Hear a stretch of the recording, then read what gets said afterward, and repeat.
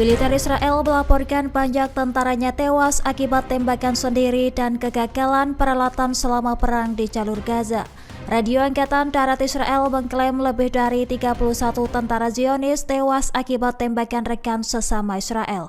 Dikutip dari Al-Bayadin pada Sabtu 5 Juli, sekira 440 tentara Israel tewas dalam insiden invasi darat. Selain itu, 5 tentara meninggal akibat kecelakaan kerja seperti salah menggunakan peralatan teknik. Bahkan tentara tersebut tewas akibat tembakan keliru dari pasukannya sendiri. Serangan sendiri dilakukan menggunakan beberapa alat peledak berkekuatan tinggi. Tentara Israel mengakui adanya kelalaian dan kegagalan sistematik pada peralatan tempur mereka. Dikabarkan beberapa senjata, senapan mesin, dan kendaraan lapis baja gagal berfungsi hingga menyebabkan insiden fatal di wilayah Khan Yunis.